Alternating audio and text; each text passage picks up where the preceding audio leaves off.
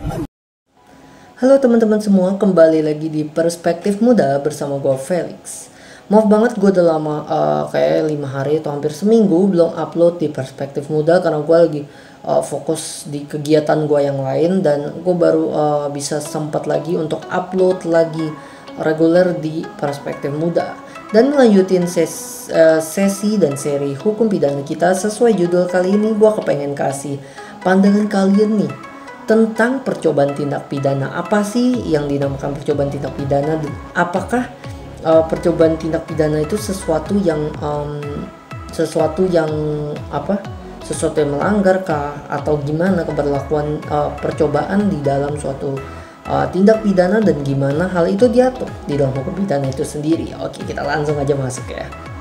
Oke, pertama nih, pengertian dulu. Kita harus cari tahu dulu dong pengertiannya apa sih yang dimaksud percobaan gitu. Sebenarnya nih, percobaan itu udah didefinisikan sama berbagai ahli gitu ya.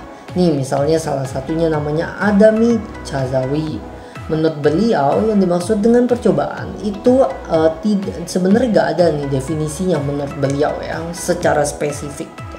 Tapi menurut beliau di pasal 53 itu dia memberikan ibaratnya clue atau guidelines tentang syarat-syarat supaya percobaan pada kejahatan itu dapat dihukum gitu.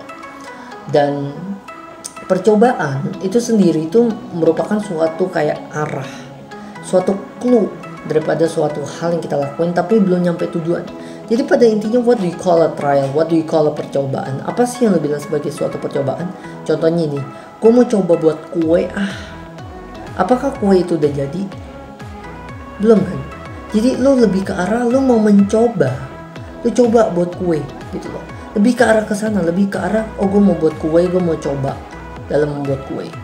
Jadi lebih arah fokus ke sana gitu. Jadi belum kepada tujuan, belum yes gue berhasil buat kue, belum gitu baru gue mau coba buat kue. Jadi coba, bisa berhasil, bisa gagal, tapi lo udah coba gitu.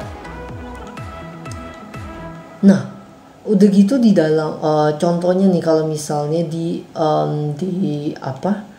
ada yang lebih spesifik lagi, bahwa percobaan itu kan tadi lu coba nih, coba bikin kue gitu kan, belum tahu bener atau salahnya, apakah bener apakah salah belum tahu.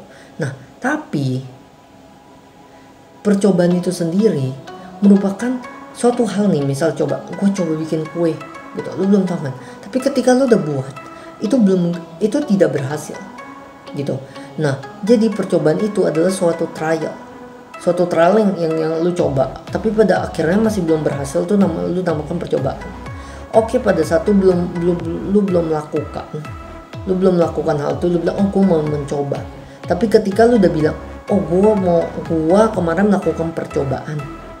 Nah, percobaan di konotasi hukum pidana itu biasa sering diasosiasikan sebagai sesuatu yang belum berhasil. Contohnya nih, dalam hukum pidana, kemarin tuh ada tuh orang yang mau mencuri tapi nggak berhasil. Nah, dia berarti apa? Telah melakukan percobaan untuk mencuri, tapi gagal, tapi belum berhasil kayak gitu. Kalau misalnya dia tuh melakukan percobaan pembunuhan, tiba-tiba dia berhasil membunuh, ya itu bukan percobaan, itu namanya tindakan membunuh. Dia telah melakukan pembunuhan, bukan percobaan kayak gitu. Nah, terus abis kita udah tahu apa sih itu percobaan, kita udah tahu sesuatu yang dilakukan yang belum berhasil. Jadi how can we define percobaan gitu? Gimana cara kita mengartikan percobaan? Apa sih percobaan secara lebih terstrukturnya, secara di dalam hukum pidana tuh apa yang dikategorikan sebagai percobaan gitu. Nah, diatur di dalam buku 1 bab 4 terdiri 2, pasal 53 dan 54. Dia bilang bahwa nih ya, unsur percobaan, dia udah coba ngelakuin kejahatan yang dipidana jika niat untuk itu telah ternyata dari adanya permulaan pelaksanaan dan tidak selesainya pelaksanaan itu bukan semata-mata disebabkan oleh kehendaknya sendiri. Jadi dia udah ngelakuin tuh, dia mau membunuh, dia mau mencuri, tapi tiba-tiba belum selesai, nggak jadi, nggak bisa dilakuin. Contohnya dia mau mencuri, tiba-tiba dia udah set, wah orang ini sering pergi jam 3, berarti gue bisa curi di rumahnya. Pas dia pergi ke jam 3, dia lagi mau melakukan, tiba-tiba orang itu lagi nggak keluar rumah. nggak jadi dia pergi, nggak jadi mencuri. Nah itu namanya dia mau melakukan percobaan mencuri gitu. Udah gitu, maksimum pidana pokok terhadap kejahatan dalam hal percobaan dikurangi sepertiga. Jadi kalau lu cuma percobaan, lu dikurangi sepertiga.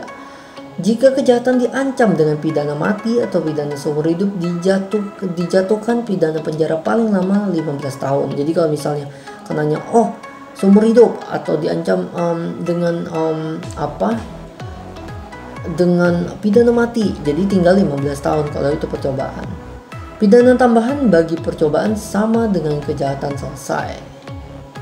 Udah gitu tadi kan 53 ya diatur itu unsur-unsurnya. Di pasal 54 dibilang mencoba melakukan pelanggaran tidak dipidana. Jadi kalau lu melakukan percobaan, lu melakukan pelanggaran, dia mencoba nih, tapi dia pada akhirnya gagal, nggak bisa melakukan. Nah itu nggak dipidana gitu. Karena sebenarnya dari syarat-syarat itu dibilang bahwa pasal 53 KUHP itu menandakan bahwa memberikan pidana percobaan tindak pidana atau pengecualian, dan hanya perbuatan percobaan yang selesai saja yang dapat dikenakan pidana. Maka perluasan tindak pidana sampai dengan percobaan hanya sebatas kejahatan, tidak meliputi pelanggaran yang termuat di dalam buku 3 KUHP. Nah jadi pada intinya dia mendefinisikan tuh percobaan itu sebagai sesuatu yang belum selesai. Adanya niat, adanya tindak perilaku yang ingin melakukan percobaan itu tapi belum selesai, itu dan dinamakan percobaan. Tapi kalau lu udah berhasil melakukan tindakan itu, ya itu lu nggak bisa ngomong lagi sebagai suatu percobaan karena lu udah berhasil gitu. Jadi dengan begitu sebenarnya gue udah nyambung nih sama yang berikutnya gue mau ngomong. Jadi ada dua unsur tadi, adanya niat atau yang dinamakan voornemen. Niat atau voornemen dalam teks Belanda itu merupakan suatu doktrin dan kehendak untuk melakukan kejahatan, atau disebut juga dengan opzet atau kesengajaan. Jadi udah ada niat nih, gue mau mencuri, udah ada niat dan dia sengaja dengan sadarnya dia mau mencuri gitu. Jadi itu merupakan suatu sikap dari seseorang yang memberikan arah. Contohnya nih sikap gue benci sama tuh orang, terus gue mau bunuh tuh orang gitu. Nah itu kan ada niat dari gua, sengaja dari gua, dan sadar dari gua, dan sikap dari gua yang gua kesel sama dia, gua mau bunuh dia gitu. Nah itu udah ada niatnya tuh, udah ada objeknya, udah ada kesengajaannya di sana. Dan adanya permulaan pelaksanaan, begin van Nooit-Woning. Niat tidak memiliki arti apapun dalam hukum pidana. Jadi kalau gue berniatnya mau membunuh, tapi habis itu duduk di rumah doang, ya nggak berarti apa-apa. What you call as a percobaan, apa yang kamu bilang sebagai percobaan atau sebuah trial, itu ketika kamu udah ada niat dan kamu udah melakukan permulaan pelaksananya yang tadi gue bilang. Jadi contohnya misalnya lu mau mencuri, lu udah tiptoe, lu udah masuk, udah buang pagarnya, tiba-tiba ternyata dalamnya ada orang terus kabur. Nah lu kan udah ada niat, lu udah ke rumahnya, lu udah manjat pagarnya, itu udah permulaan belum? Tapi apakah itu udah inti daripada pelaksanaan lu? Apakah itu udah selesai? Belum, baru permulaan kan, baru manjat gerbang kan. Nah gitu, jadi udah harus ada niat, ada permulaan, percobaannya dulu. Tanpa itu tidak bisa bro gitu. Jadi niat itu nggak memiliki apapun gitu. Dari sebab sifat dari niat itu adalah sikap batin yang belum diwujudkan, maka tidak ada sikap atau akibat hukum apapun. Jadi nggak ada akibat hukum yang bisa dikena, gue nih berniat jahat, tapi gue belum membuktikan bahwa gue memiliki niat jahat, ya nggak bisa dikenakan hukuman. Tapi ketika udah ada permulaan pelaksanaan, telah terjadi perbuatan tertentu mengarah kepada perbuatan yang disebut dengan delik. Berikut ada beberapa pendapat gitu. Nah ada nih beberapa pendapat dibilang niat itu adalah niat adalah sesuatu hal yang mustahil apabila mengutarakannya untuk suatu kejahatan. Oleh karena itu dalam percobaan niat seseorang untuk melakukan kejahatan dihubungkan dengan permulaan pelaksanaan. Jadi pada intinya tuh semua ahli bilang kayak kalau cuma niat doang nggak bisa, karena cuma niat, dia belum melaksanakan. Tapi ketika udah ada permulaan pelaksanaan, dia udah melaksanakan, udah ada bukti di sana yang menandakan gini, dia udah melakukan pelaksanaan, dia udah melaksanakan walaupun baru permulaan. That's what you call a percobaan gitu. Dan permulaan pelaksanaan tadi. Kalau misalnya kita ngomong dari segi niat, nah kita ngomong dari segi permulaan pelaksanaan, udah harus ada 3 syarat nih. Yang pertama objektif, subjektif, sama yang perbuatan yang dilakukan. Nah kalau dari objektif itu adalah perbuatan yang dilakukan terdakwa telah mendekati delik yang diniatkan. Dengan kata lain harus mengandung potensi untuk mewujudkan delik tersebut. Jadi udah harus ada tanda-tanda, harus ada clue, harus dekat sama si tujuannya gitu. Jadi objeknya dia misal mau mencuri, udah kelihatan gelagatnya, dia manjat pintu, diam-diam dia bawa alat buat buka pintu, buat membuktikan bahwa dia mau buka pintu itu tanpa dia ada kunci, atau dia udah diam-diam dia perhatiin rumahnya kapan perginya, dia analisa CCTV di mana. Nah itu udah ada tuh dari segi perbuatannya yang dilakuin gitu. Nah kalau dari subjektif, dari sisi orang itu, dari segi niatnya, udah nggak boleh ada keraguan. Kalau misalnya aduh gua mau nggak ya, aduh nggak jadi, ya itu nggak bisa. Tapi oke, gue yang merencanakan, dia udah jalan, dia udah yes, bukan yes, gue udah kok iya sih, dia udah oke, gue mau, oke, gue berniat, oke, sip, oke, udah gitu, dia udah merencanakan dan dia udah menjalankan. Nah itu udah terpenuhi objektif, subjektif. Sama perbuatan yang dilakukan oleh terdakwa merupakan perbuatan yang melawan hukum.